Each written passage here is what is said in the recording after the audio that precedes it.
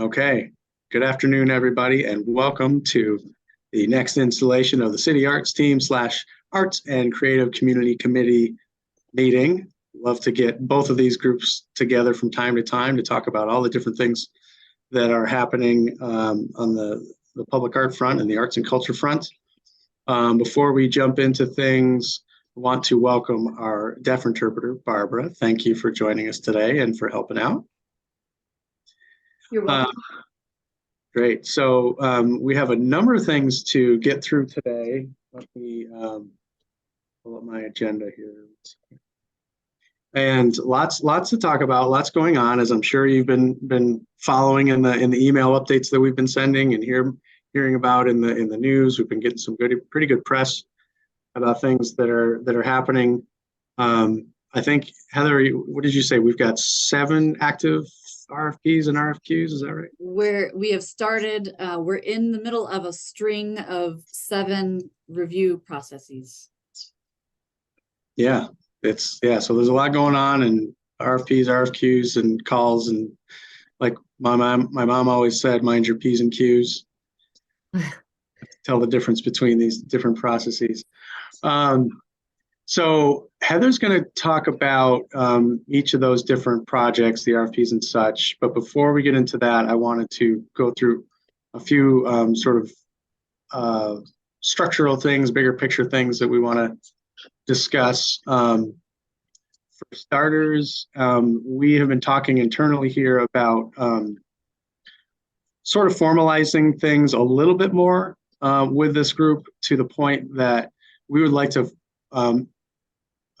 provide an opportunity for new folks to join the AC3 and or the CAT, not both, or the CAT, but also an opportunity for folks to sort of graciously step down when they feel like, you know, that season coming to a close and they want to move on. We don't want to go so far as to necessarily like write this up in bylaws per se, but as there's more and more publicity about this group and what we're doing, we're starting to get some inquiries like, hey, I would love to be part of that group. And we want to open that up to folks while still keeping this group to a sort of a manageable size for, you know, sort of manageable conversations and organization, that sort of thing. But from time to time, folks may want to step down. We've already had a couple of folks step off of this group because they're just really too busy, and that's totally understandable. And then we want to make space for others to join. So Heather and I and some of our colleagues are going to work on sort of drafting up a sketch of what that could look like, just sort of a mechanism to invite new people and to allow people to sort of graciously step down. And then, you know, have some sort of a vetting process. Maybe the co-chairs are involved in sort of the vetting the names and that sort of thing. So anyways, stay tuned for that. And then along those lines, we also think that with as much as that we have going on now, and that we're coming out of this ramping up period that took us a while, right, to really start to get money on the street now and get money into the hands of artists. We think that this group should meet more regularly. And Heather and I have like wrestled with this from day one, striking the balance between, we don't want to meet too much because these are volunteers. Y'all are volunteers taking time out of your day to do this, and we don't want to meet just for the sake of meeting. But on the other hand, we don't want to meet so infrequently that it doesn't feel like it's like a legit group or like we're always working on things. So we're trying to strike that balance. And we'd like to propose for your consideration that we would meet every other month on a regular basis and make it more consistent, so that we're just consistently talking about all the different things that we have going on. And then in the opposite month, Heather and I would meet with the 3 co-chairs to talk, you know, just kind of give updates on things and make sure that we're heading in the right direction.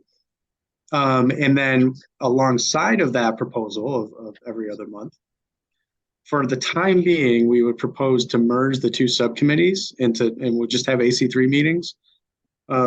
If you'll recall, there was a subcommittee on the Arts and Culture Plan, or what we're calling the Creative Community Empowerment Plan, and then there was a subcommittee on arts investments, which is, you know, leading up to all these percents for the arts programs and projects.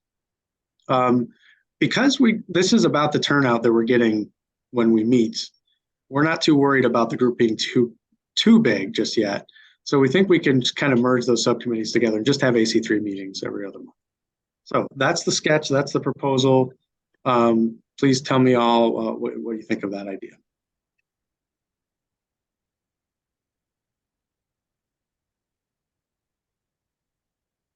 Hi, sorry I'm a little late. I had to get my class started. Anytime. So I missed some of that. Just having one committee and we just meet when the AC3 meets. I think that's a really good idea. Because it kind of seems like that's what's been happening anyway. So yeah, that seems fine. Yeah, and to clarify, that would just be for the foreseeable future, but if we could always stay flexible, if it feels like this group wants to diverge again for what those subcommittees or some other reason, we can always stay open to that. And also I should clarify in case it's not clear that we're basically having the city arts team meet with the AC3 each time. We're not really seeing a need to have the AC3 meet on its own. Just bring the two groups together each time. So anyone else have thoughts on that idea? Yeah, I love the idea of every other month because then we'd actually get more stuff done and it would be really an activated group. I also want us to consider meeting once a year in person as a community. When Annette and the Community Foundation hosted that event, that was such a feel good to be in the room with other creatives, to get to see people in person and make those personal connections. And it also reaffirms that we're all in it together and we're working for the same goals and objectives. So I suggest we have some sort of yearly in-person event that we can enjoy each other's company. And it doesn't always have to be about work. It can be a creative, fun experience with dinner included, hint, hint, hint. So just a suggestion around meeting in person because we have only met on Zoom for the last 2.5, 3 years. Now, I've been in rooms with all of you in different capacities, but we have never been in the same room as the AC3 and the PAT team. So let's make that happen. I agree to that for sure. Thanks. I saw some thumbs up and hearts and heads nodding. Anyone else? Yeah, and we could explore having 1 or 2 meetings a year, or just be our regular meetings that are actually in person, but also do something a little bit more social, like Annette is suggesting. I like that. We can work on that. And food, yes. And food. Wait, are you bringing the food? Yeah. Okay. Yeah, that'd be fun. All right. So unless anyone has any objections, we'll plan to meet again in, I guess it would be June, as a full group, the CAT and the AC3, and the co-chairs would meet the opposite months. Great. Wouldn't it be wonderful if our community partners invited us to their facilities, hint, hint, hint, Rena Golden, and then we could all bring food to those facilities, Rocco, hint, hint, hint. I'm just suggesting because many of us may not have to be in our community partner spaces, and it also gives us that welcoming feeling. We're in it together, and we get to meet who our partners are. So just an idea. Totally down with that. Annette, thanks for volunteering me. No, I was thinking the same thing. I'd be happy to host one of them myself. Yeah. Hey, thank you, Rena. Yeah, if anyone here, their organization would like to host, and you could choose whether it's a more social thing or one of our every other month meetings, just reach out to Heather and I and let us know that you're interested. That we can help you sort of organize that. That'd be great. Okay, cool. Another thing I want to mention to you all, you might have picked up on this, but with all of these RFPs and calls, et cetera, every time we need to form some sort of a review panel, right? Or a jury, or whatever you want to call it, a group of people that will review the submissions and make decisions. And that happens outside of the AC3. Those are separate groups, but there will always be the invite for AC3 and CAP members to be part of those things. And we have some of those underway, and you've seen invites from Heather on that. So I want to just remind you that that opportunity is out there, and tell you that we have, in addition to just putting it out there to you all, we have actually put it out there to both city staff and to the community in general, to join a future panel. We're not inviting people, that mechanism doesn't invite people to specific panels just yet. It's more of, would you like to put your name in sort of the pool of names, if you will, so that when the next time we have a review panel, we could see, oh, we've got some people to choose from here. So we could kind of sort of spread the work out a little bit. So on the city staff front, we sent out a citywide email about a month ago or so, and basically said, it doesn't matter if your work has anything to do with the arts or public arts specifically. If this is an interest to you and you'd like to be part of a review panel, submit your name, tell us a little bit about what your interest is in the arts. And we got over 30 people to respond to that of city staff. And again, most of these folks don't necessarily work day to day in the arts like our city arts team members here do. These are in a variety of departments. The vast majority of them are city residents. It's going to help with the diversity of our panels by having these folks be involved. So these are folks that they're city residents and they love the arts and they want to have another opportunity to contribute. For example, you might have a person that is in the fire department or environmental services or something like that, and they're not necessarily representing that department as they participate. They're just a city staff person that has an interest in doing that. So we're getting more names available to do that. And similarly, you may have seen, we put a call out on our arts page. Heather, do you mind giving me permission to share my screen? I can show everybody this real quick.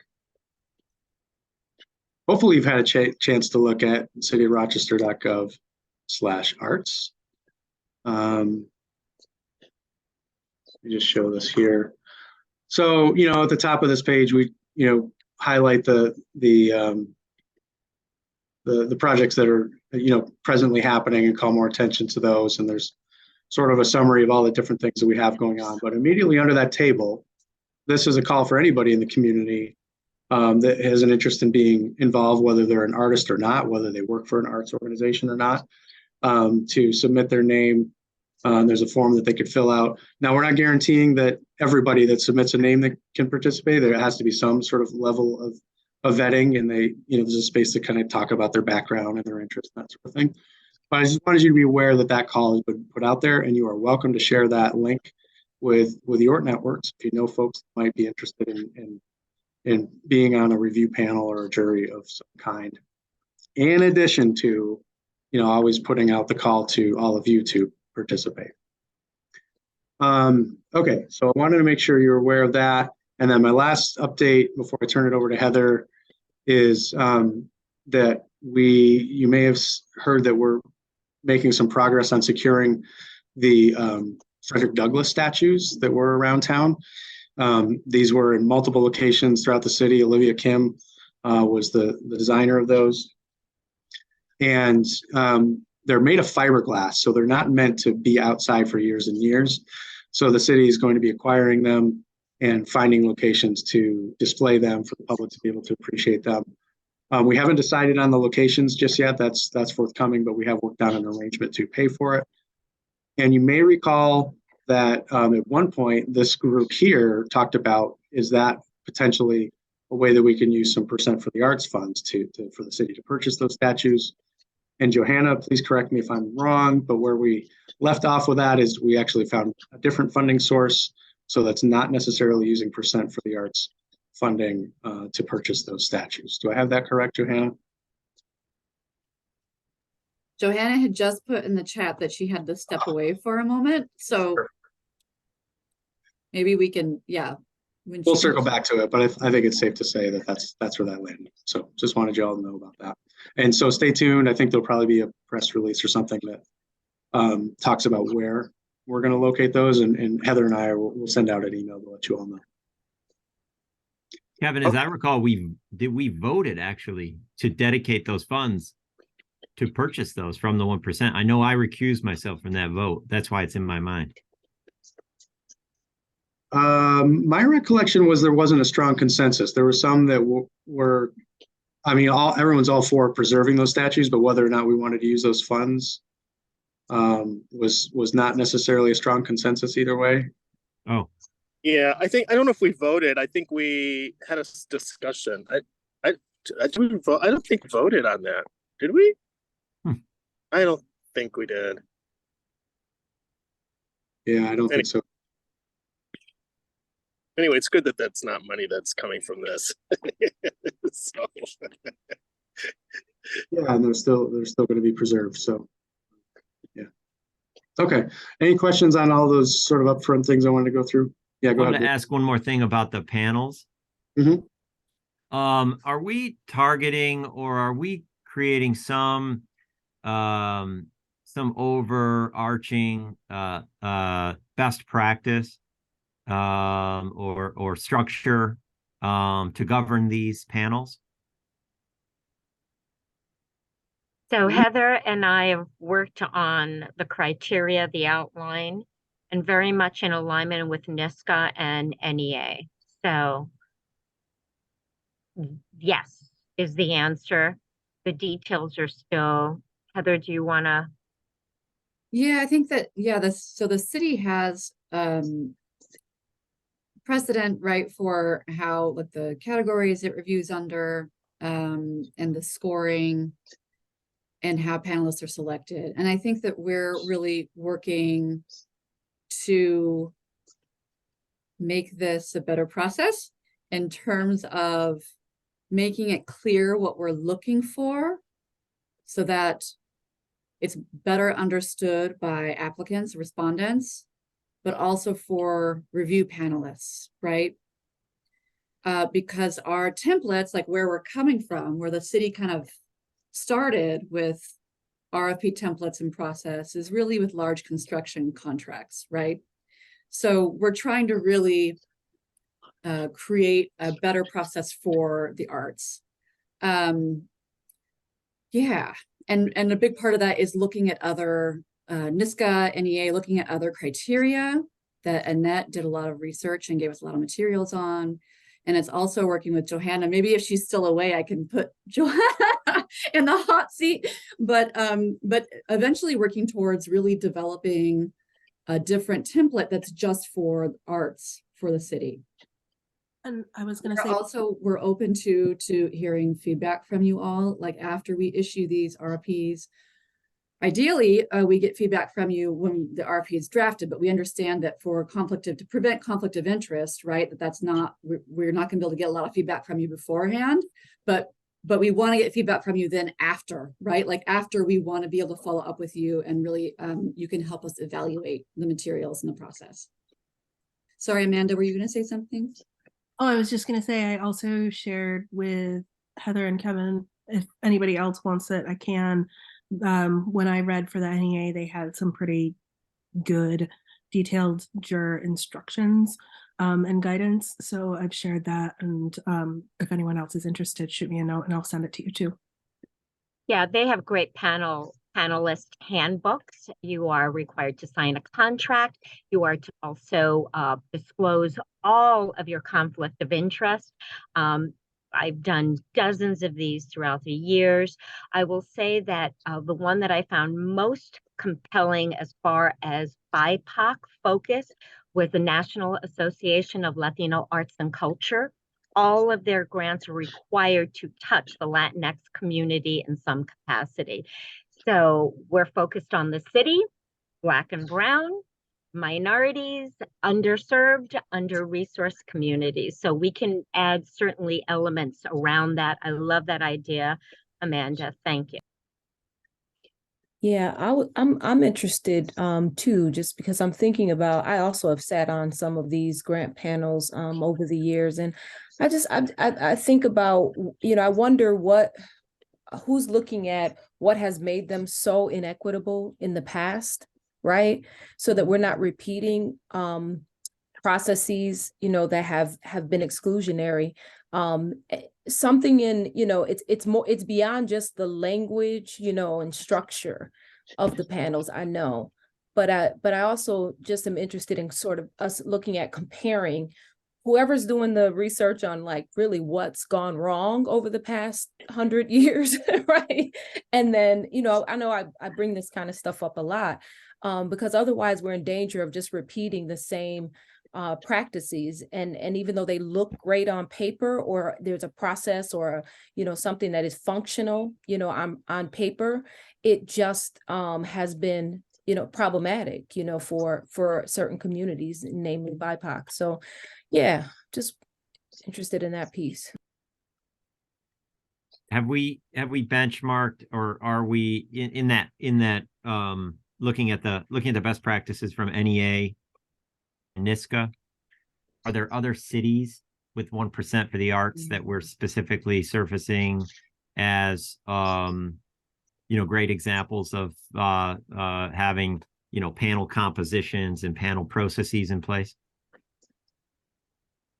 I remember we brought Buffalo to the table with this. I don't necessarily know enough about their process or remember enough about their process to recommend specifically the Buffalo 1% process, but I'm just wondering if there is a municipality that's doing this well. It's a good question. And after Rena, after you spoke, I was going to ask if anyone has resources around analysis on what works and doesn't work and addresses past inequitable processes in the RFP or call process. We'd appreciate that, because otherwise it is us kind of looking at city process and judging for ourselves. And I think that that's worth doing, but I don't know if we're going to be the best experts for really understanding what's addressing inequity and what is actually perpetuating inequitable practices. Like, so if we have those resources, if any of you see that kind of resource, that kind of study, we'd really appreciate seeing it. So I know definitely the gateway to NISCA and NEA is incredibly challenging and overwhelming. I can see Rena's face light up because it is completely overwhelming, especially for any emerging young art organization or community of artists. That is huge. One of the ways that we can create equity is around how to do an RFP. And I have spoken to Annette Jimenez. I had 5 Latino artists call me and say, I'm sorry, Anne. I'm sorry to interrupt. You spoke to who? This is the interpreter speaking. I apologize. Annette Jimenez from Rochester Area Community Foundation about this, and passed on those artists to her because we don't have anywhere to go to how to do an RFP, how to create, and there's just such a disconnect from that first initial, how do you do this kind of a thing. So I think that's a critical part, is that gateway entry into it, and then the support throughout the process as well. Is there a way, potentially, I know it's really difficult for you all, again, to give feedback when we're drafting an RFP or call, but is there a way after the next RFP or call, after it's complete and the selection is made, we can share the materials with you to evaluate or give us feedback afterward so that we can learn for the next round? Is that possible? Or are you all interested in that? Heather, I just also want to let you know that there is a lot of research going on regarding, in the funder space, philanthropy space, regarding trust-based processes and inclusive processes and how to improve that. So as I see resources, I can share them with you. That would be as great. Well as I can help review, since obviously I won't be applying. RACF won't be applying for the artist type grants. So yeah. And I think I can also, 2 municipalities that I know do a really good job of this is the Bay Area Arts Council and Tampa. I don't know if they have 1% for arts, but they do a very good job of this sort of equity in line kind of panel thing, which we have a history of not doing very good equitably with that. But I think part of that has been, though, just how the panels were selected in the past, or have traditionally been selected, and it's been kind of a who knows who know kind of thing rather than kind of, we should have this and this and this and this represented on the panel, so. Okay, Sorry. that's helpful. Thanks Thank everybody you. for that. And I think, based on that discussion, it's clear that this equity issue goes beyond just the panel itself, right? This is really an issue of sort of from the very beginning of the process to the very end of the process, from sort of developing the idea of a program like Arts Bloom all the way to the installation of a piece. We need to have that equity lens throughout each step along the way. So for example, we could be doing everything right in terms of assembling panels, but if we're not real successful in getting the word out to people that this is a funding opportunity and that Black and brown communities just aren't aware of it as much as we would hope, then our efforts on the panel are, we just could be doing better because we're just not getting enough submissions. So it's really every step of the process has to have that in mind, and we welcome all of your help to get better at that. Could you clarify? I'm a little confused only because which pot of money, because there's so many pots, which is great, of money are you talking about having a panel? Is this the money, so that we have two pots of money that are contracted with like a manager, right? Like Rock Art United and then ARIA strategies. ARIA and Blackout, right? So then this is the other pot, or is this the Bloomberg money? I think we're talking about all of those, all the percent for the arts. I know Ellen put in the chat too that she is interested in understanding best practices, right? As Ellen is involved in public art administration as well. So yeah, I was just thinking of it from the perspective of building a jury. I think some of what you're saying is resonating because I've been asked to put together a jury, and I'm thinking, how do I do this in a way that is really representative, and how, sometimes it can come down to who do you know who fills that sort of niche for your jury and wanting to do it better. So I think the resource you mentioned, Amanda, I think would be really helpful. Any update on Katie and how? Yeah, and Ray mentioned in the chat some thoughts about how we distribute the information and make sure that everybody can see it, and those are really great points. So again, we're doing everything that we can think of, but with limited resources, we welcome all of you to chime in at any point and say, oh, I've got another idea for how we can get the word out about this, and this is a location that we should make sure that we any of that kind of stuff. We have limited resources, but we are open to any suggestions about how to do that. And we won't get it right each time. And then next year we'll do better. And then the year after that we'll do better. And that's just kind of how we have to approach this sort of thing. Okay. Let's, speaking of RFPs and processes like that, let's shift over to Heather, and you can kind of give us some brief updates on each of the things that are happening right now. Yeah, so I'm not going to wait. I'm not muted. Okay, good. I'm not going to tell you a lot of the stuff is stuff that you all already know. But it's just a reminder, right? Because this is the challenge, is that there's a lot going on. So just a reminder of where we're at, what's gone on in the last couple of months, and what's going to be going on in the next few months. So of course, we just passed the deadline for My Rochester, which is the call for murals, and Locus Focus call for mosaics. We passed the call for concepts deadlines for both of those. So in the next phase, right now we're in review. The selected finalists will get stipends then to develop specific proposals. And you may remember that the consultants, which is Rock Arts United for the mosaic program, and ARIA Strategies and Blackout Consulting for the murals program, and each will create at a minimum 2 projects. And the amount of money that will be going to the art is $80,000 for each. It's up to 20 for admin fees for the consultants. And the consultants narrowed down the list of eligible sites to selected neighborhoods that were selected mostly based on criteria around equity. And so ideally, after the proposals are submitted, then the final finals projects, I don't know why I said final finals. The final finalists will be selected in the summer with the idea that some installation can hopefully happen this year, and likely some of it will happen next year. And then next, we just passed the deadline for the Bloomberg Public Art Challenge request for qualifications.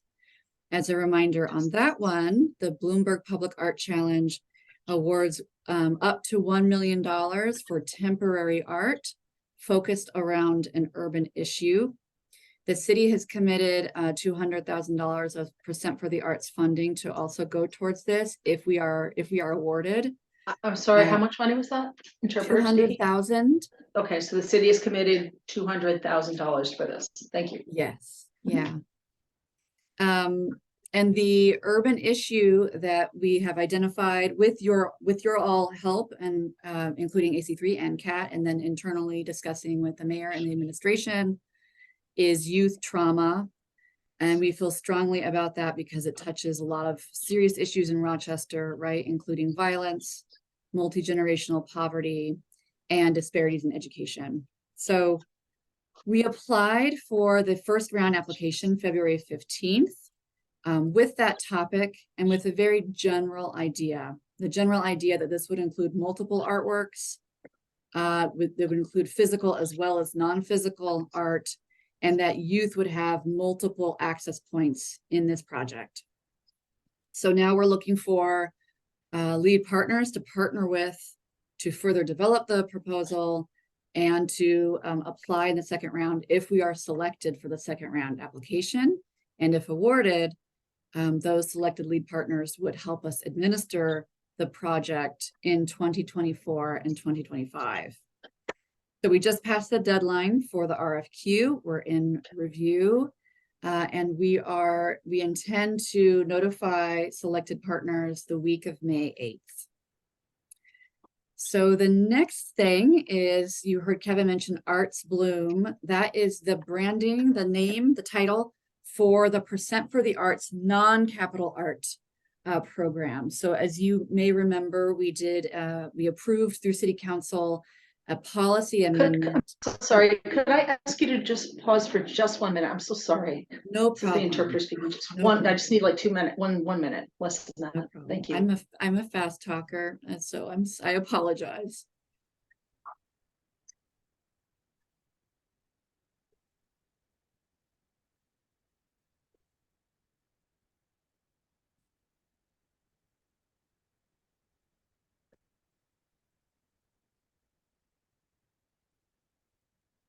You're fine. Just switch chairs. Am I visible well now? Yes. Yes. Okay, I'm ready. Thank you. Please go ahead. Thank you. No problem. I just spotlighted you two to make sure you're at the. I see that. Thank you. Yeah. Okay, so the next RFP that will go out right now, we're drafting the RFP for Arts Bloom, which will be the first competitive round of non-capital art funding through Percent for the Arts. So non-capital, as you may remember, will include arts education, performing arts, and temporary art. And these groups decided to put $100,000 aside for non-capital art for fiscal year 23-24. Was that 10,000? 100,000. I'm sorry. Thank you. 100,000. Yeah. So, and the fiscal year starts in July 1st of this year and goes through June 30th of next year. So we will be issuing that RFP later this month, as early as next week. I did email folks to see if there were anyone through AC3 that is interested in reviewing the RFP. Of course, if you intend to apply, or if you are in any way part of a group that intends to apply, you would not be able to review the draft RFP. It would be a conflict of interest. You would be able to, but it would be a conflict of interest. So we're asking folks that are not interested in responding to the RFP for review. City Arts team folks, I will be circulating it to you all as well for your feedback. On the AC3 side, please let me know by end of day today if you can and are interested in giving me feedback. We will be looking for feedback by the end of this week on the draft RFP. And again, it will be a total of $100,000. And right now we're looking at offering up funding requests in the amounts of $5, $10, and $20,000. And then lastly, after that, we will be focused on the request for proposals for the arts and culture plan for the city and county. And you all helped us develop the framework, the plan framework for that RFP for the plan, which would include a public art master plan, as well as a recommendation for the city framework for the arts. So looking at dedicated city arts staff, as well as the potential for an arts commission, but it will include a lot more than that, right? So I want to take a moment now to just talk about, remind you all how you can participate. Of course, the core goal of AC3 and CAT is to decide to make annual plans for the Percent for the Arts funding, to decide how that money will be spent.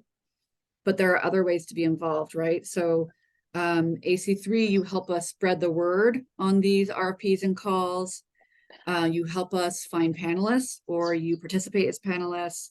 And for the arts and culture plan, AC3 will be an exciting core part of really a steering committee for the plan. So we want you all to participate in that, and you will be instrumental in contributing to the draft RFP as well.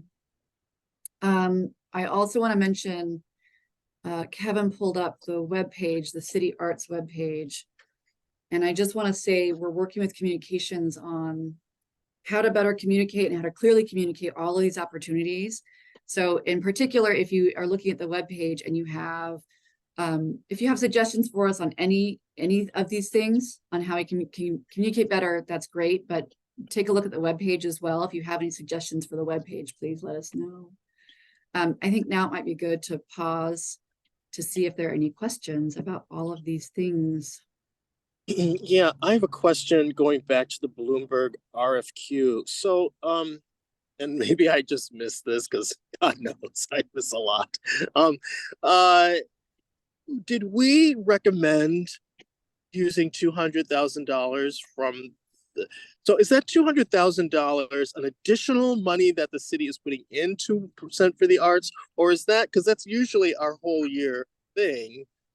And I'm just wondering, if we get the Bloomberg grant, then we're also putting, is that the $200,000 that's like typically been the amount of money that the 1% has, or is this an additional money of $100,000 that the city is putting into, in case, if we get the Bloomberg? I'm still not clear what money that is exactly.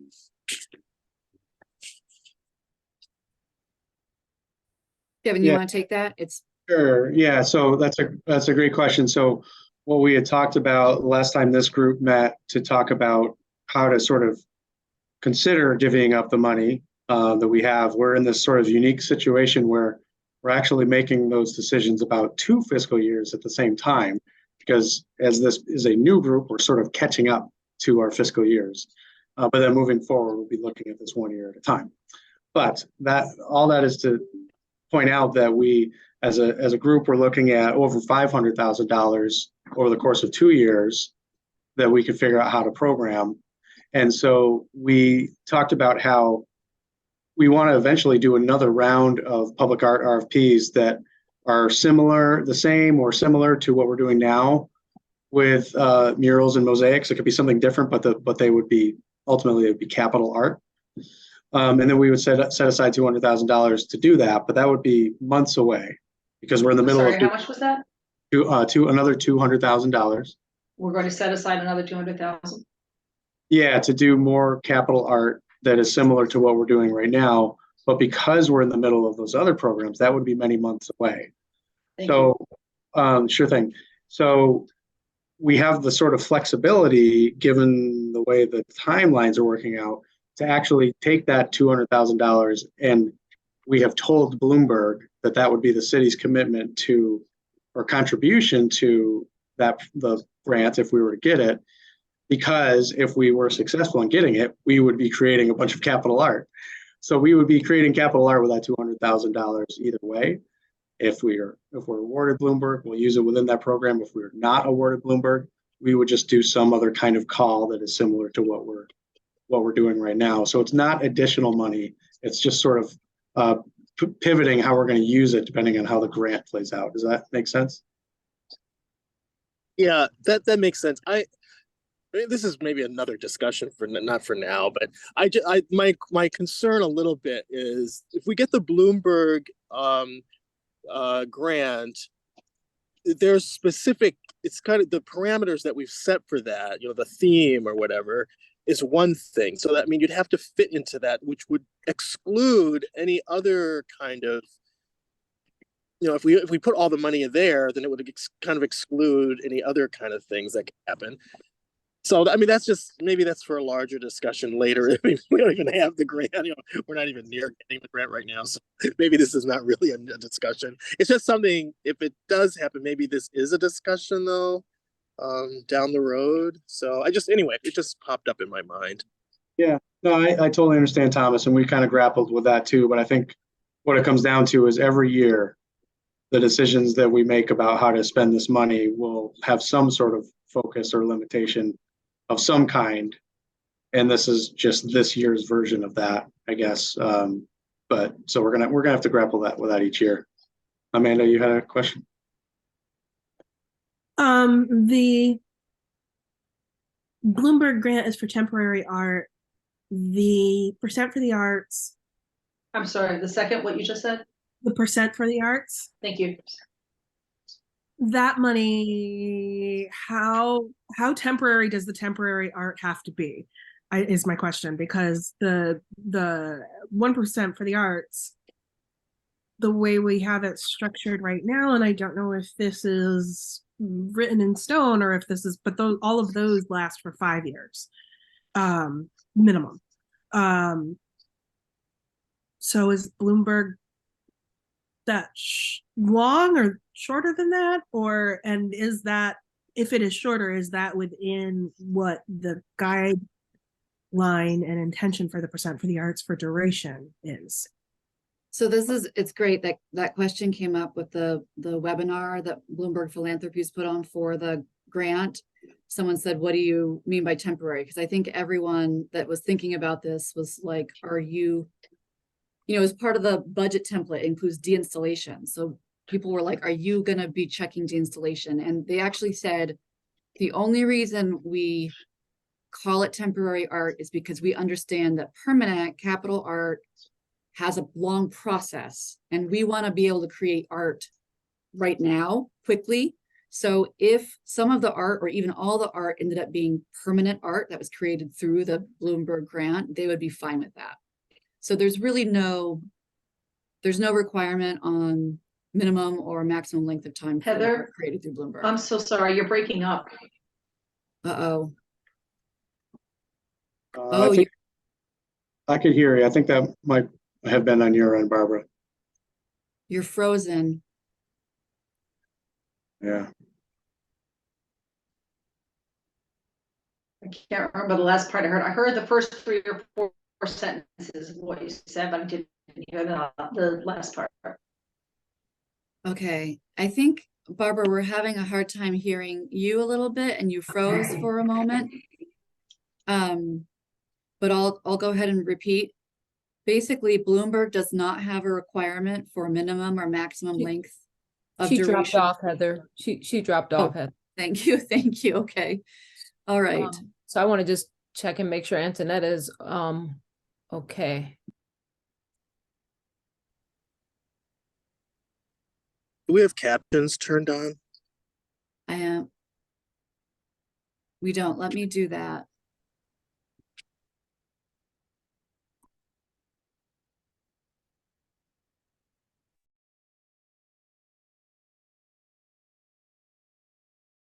Okay, testing captions.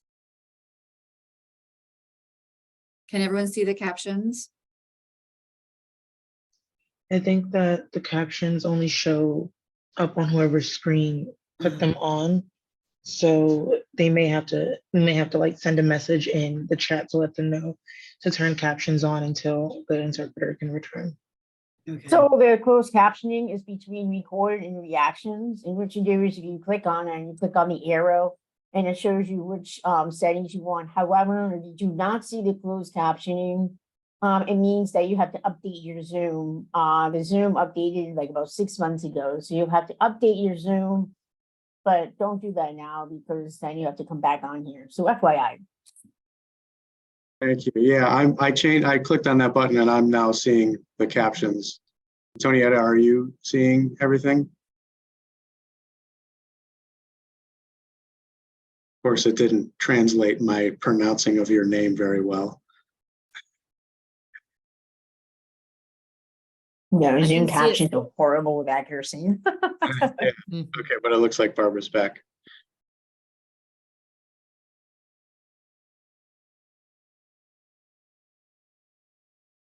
Just 1 second. Yeah, she's not, she's my interpreter, so captions are, yeah. So in order for me to understand this meeting, I actually need her. Thank you. Okay, Barbara, can you hear us all right? Okay, great. All right, so Heather, you want to go back to that explanation of temporary art?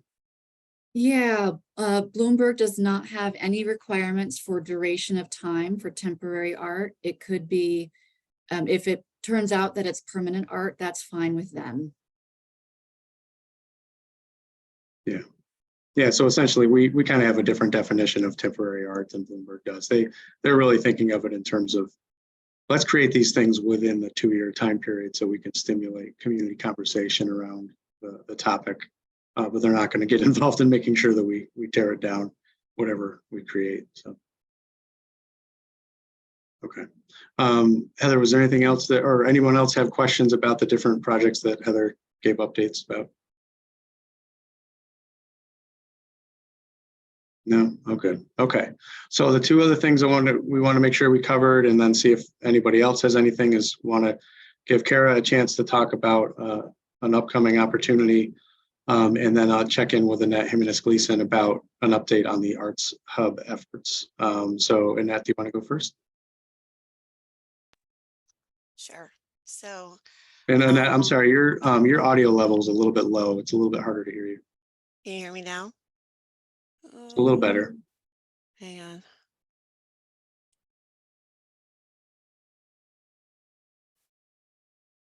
Trying to get to it. Okay. Is that better? Very good. Thanks. Okay. So yes, just a quick update, since many of you have been a part of our process to create a new central arts and culture hub, as we're calling it, to create a new entity that will be representative and inclusive, as we talked about today, and support the arts community throughout Rochester and Monroe County in a more collective manner. So we started this process in the fall. Rock Arts United got things started by having their own series of meetings with support from the foundation. They brought their input to a convening that we held in December at REOC. We had broad representation from the arts community, as well as city, county, state, some higher ed, and some business representation. So we took all that input, and we, my colleague, who is the director of ACT Rochester, culled all that input down into a list of 7 priorities. And we held a series of one-on-ones with many of you. I think we met with nearly 60 folks throughout February and March. When I say we, myself and my colleagues here at the foundation, one-on-one, very open, frank discussions about those priorities, and then looking forward to what could be a governance model that would work for the arts community. So that's where we are. But this is a great opportunity because we can continue to collect input through a survey that was created. I'm writing my email. We created a survey to continue to collect that input from artists, arts organizations throughout this month. So if you know someone who wasn't part of these meetings or you think just needs to have their voice be part of this process, please send me their name and I'll be happy to share the link to the survey. We are having the second convening on May 23rd, and we really listened to the input that we received from the artists. And that meeting will just be for artists and arts organizations, because whatever governance model is created, and whatever entity comes out of this, Hub is just a placeholder name that we are using. It's theirs. So that's why we are focusing that on the artists, and that will be at the Central Library. If you would like to be part of that discussion or know of artists who should be at that meeting, again, please email me and we can share the invite with them. And then the next step after that would be to have a funding convening. And the reason that the process is the way it is that we hope that out of the May meeting and any follow-ups that need to happen, we do have a new hub governance model that then we can take to other funders, municipalities, whoever else can be a funding partner to make sure that whatever is created out of this is not only effective and serving the arts community as best, but also sustainable. So that's where we are.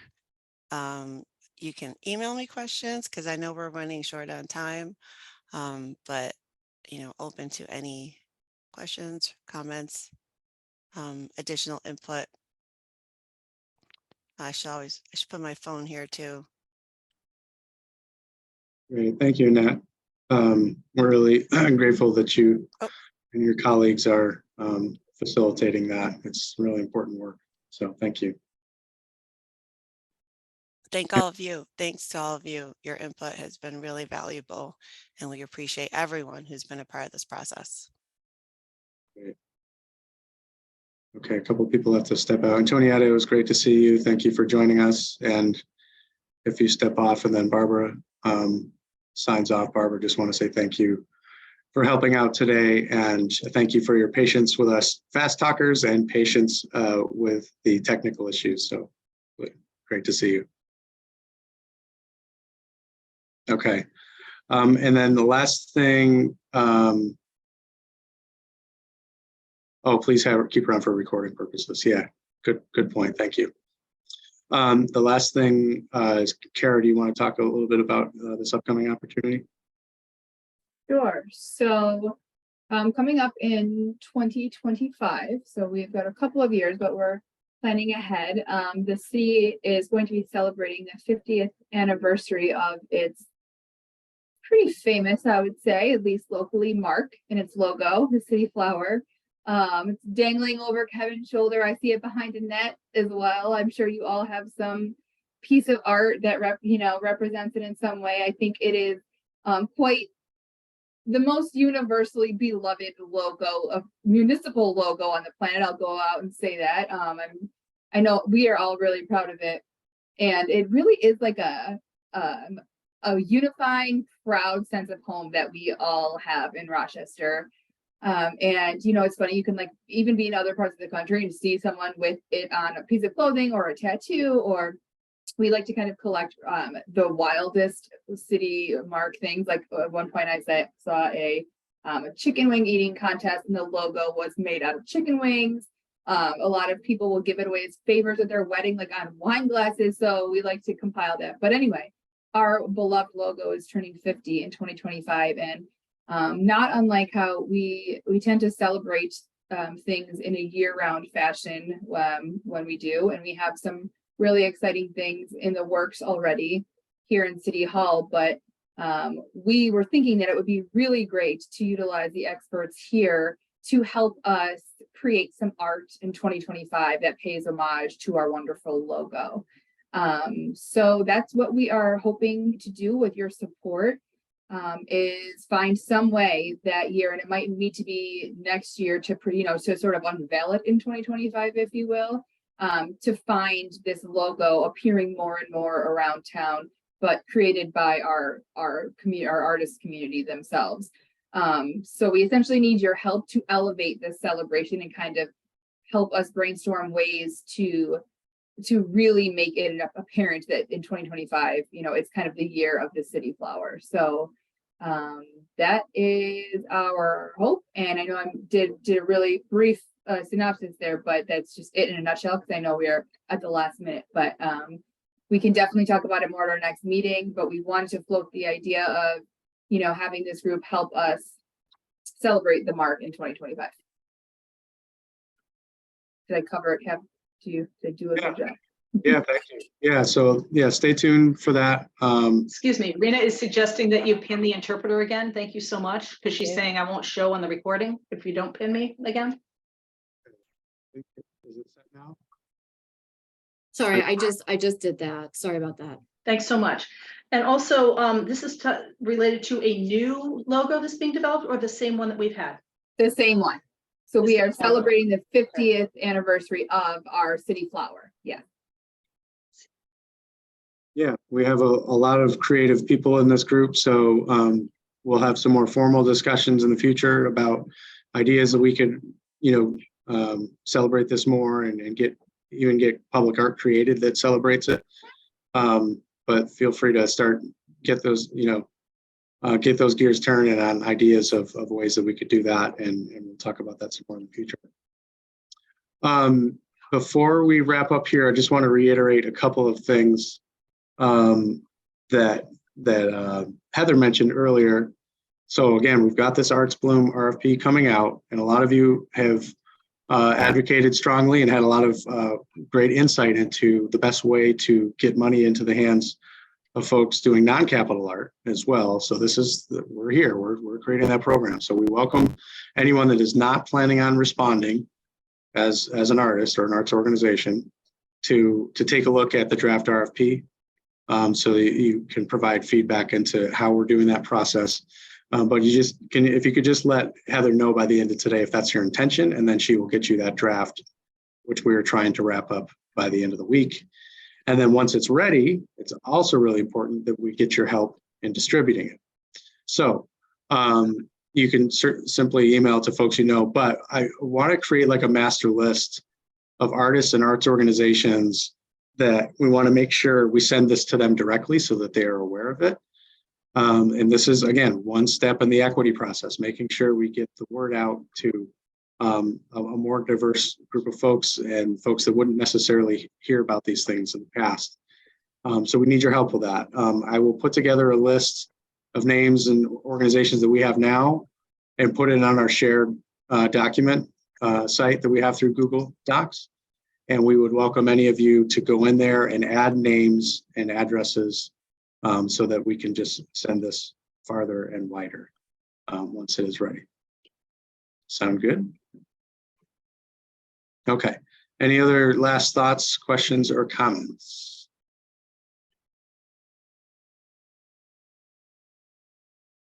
Okay. No? All right. Well, it was great to see you all again, and stay tuned for a summary of some of the decisions that were made here, plus the recording of the video, plus a notice about our next meeting, which will be in June. All right. Have a great day.